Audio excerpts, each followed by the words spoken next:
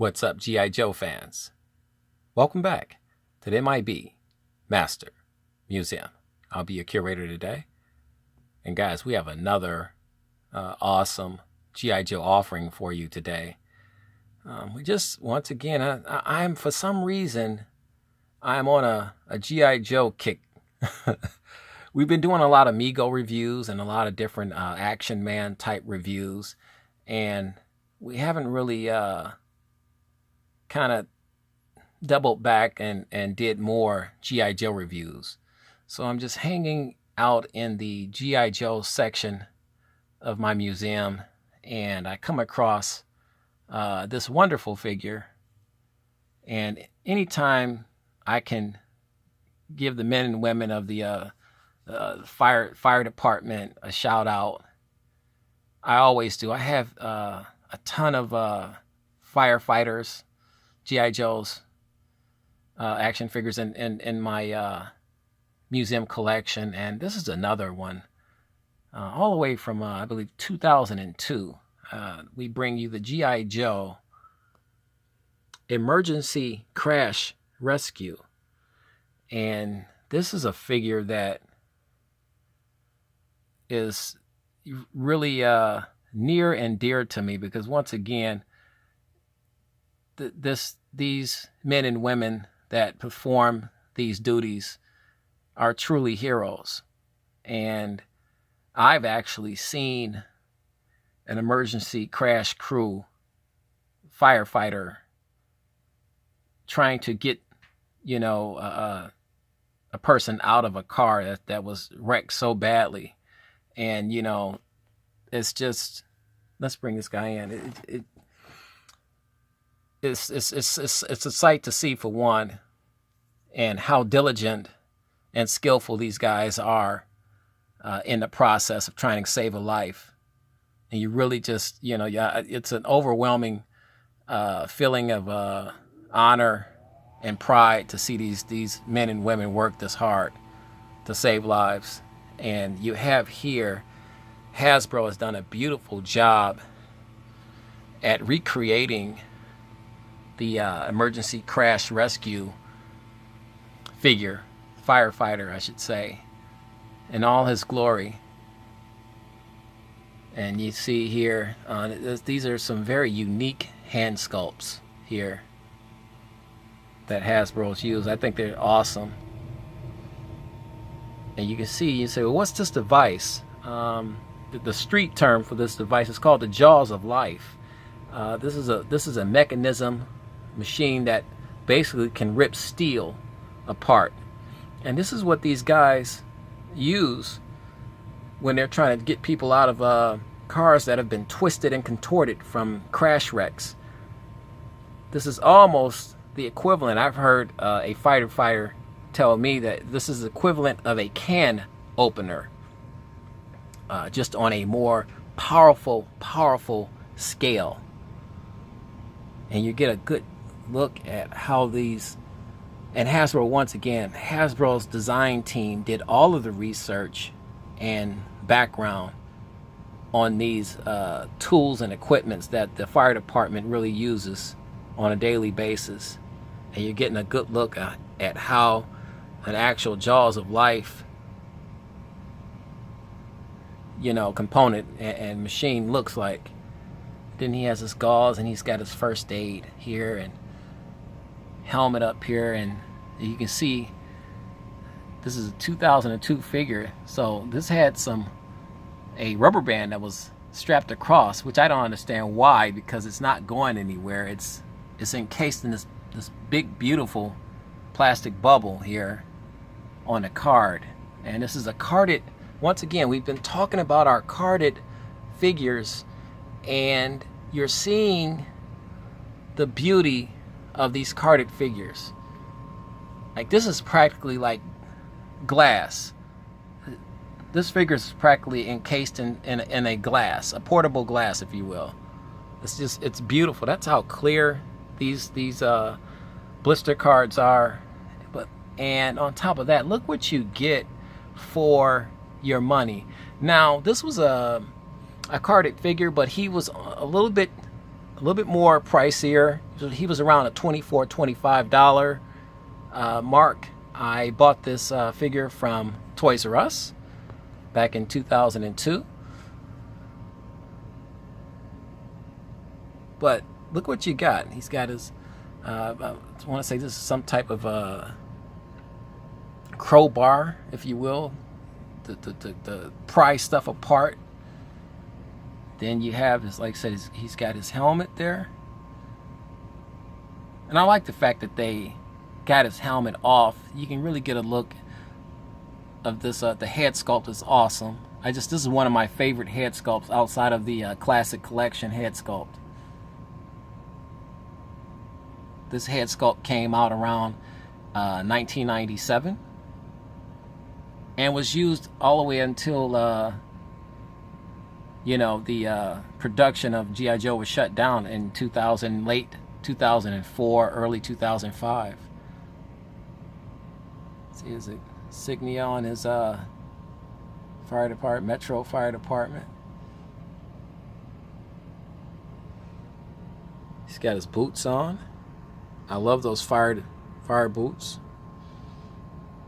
Beautifully done. Hasbro didn't leave out any little details. And here, down here, you even have more first aid equipment. Look at that. How cool is that? Let's turn this guy around. And once again, I can't say enough about the beauty of the artwork and the photos that was used on these actual figures to put these figures in poses and then turn this into like a big poster of the actual figure. How cool is that? Beautifully done. And it gives you just a beautiful, beautiful background story on the firefighters and how they perform their duties.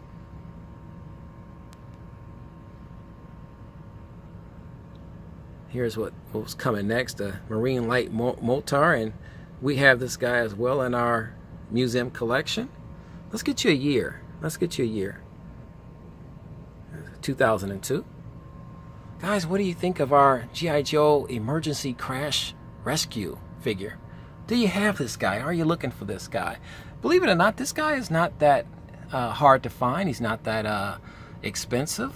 He's around, a good price for this guy would be between $40 and $60. I wouldn't go any higher.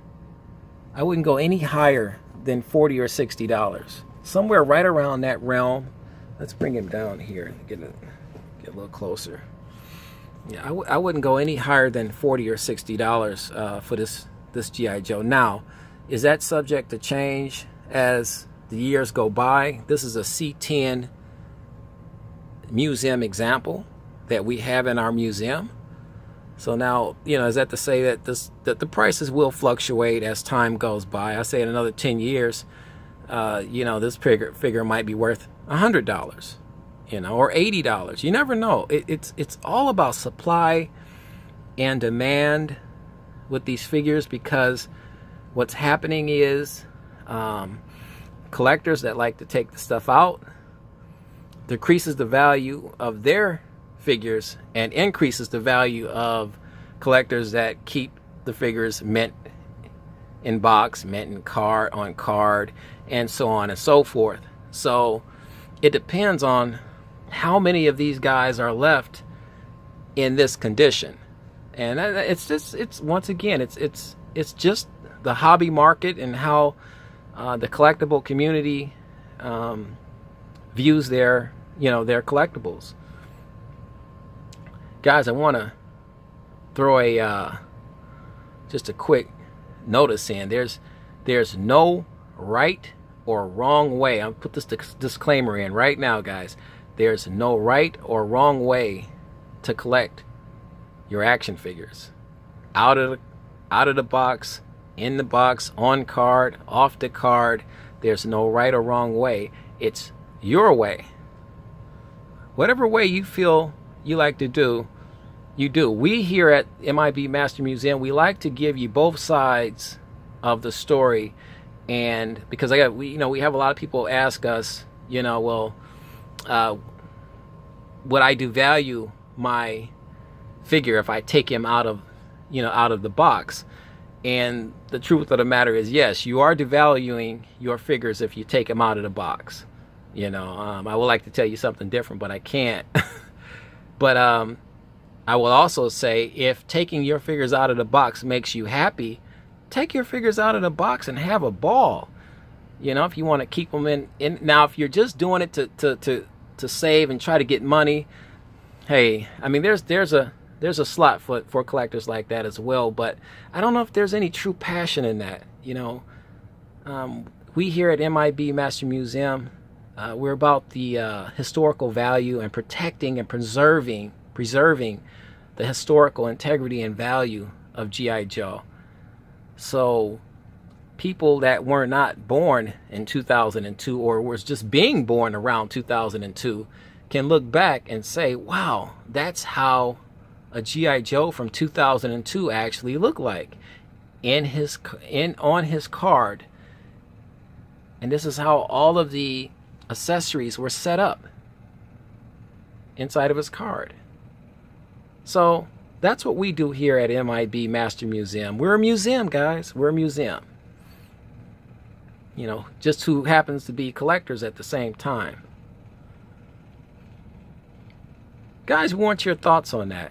How do you feel about keeping stuff in the box? How do you feel about taking stuff out of the box? Do you have that special figure that you're just itching to take out of the box and play with or display, put on display? We want to hear all of that. Leave a comment right underneath this video in the comment section. Guys, you know the routine. We got more fun on the way. We just wanted to hang out with our G.I. Joe emergency crash rescue figure today. And we hope you enjoyed this video and this figure. You know the routine, guys. God bless.